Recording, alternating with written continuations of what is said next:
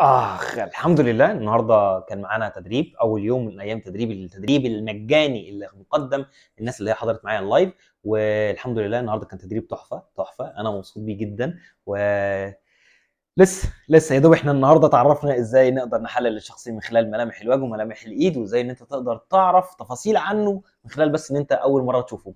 وعرفنا كمان الشخصيه اللي بنبدا نقول عليها الشخص الكريم في الوقت والمال والشخص الحريص، وازاي تقدر توصل لدرجه من درجات البخل. فكل ده حاجات علمناها مع بعض، وان شاء الله ان شاء الله ان شاء الله ان شاء الله لسه مكملين معانا يومين تاني، معانا 2 سيشن هنبدا نتعلم فيهم لغه الجسد ونتعلم فيهم الانظمه التمثيليه، ونبدا نحلل الناس زي ما قلنا في اكتر من طريقه للتحليل، زي 5 كده ابرزهم اللي هنتكلم فيهم.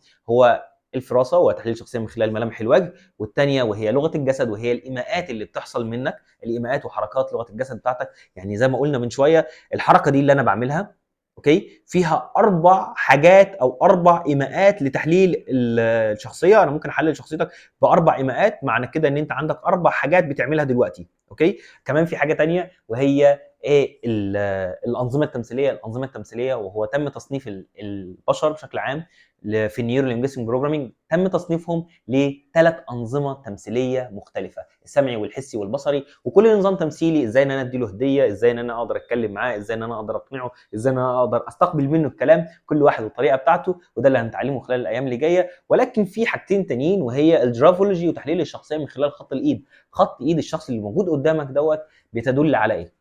وكمان الاخيره وهي الرشاخ، وهو من خلال نقطه حبر بتنزل على ورقه بيضاء وتبدا تبص عليها وتشوف، ويتم تحليلك ويتم تحليل شخصيتك. يا ترى انت شايف ايه؟ ومن خلال وصفك بيتم تحليل شخصيتك. احنا هنبدا ناخد 3 بس منهم، وهي الفراسه وده اللي كان النهارده، والانظمه التمثيليه ولغه الجسد ده اللي هيكون خلال التو سيشن الجايين. فانا مبسوط جدا موجود معاكم واشوفكم على خير. السلام عليكم.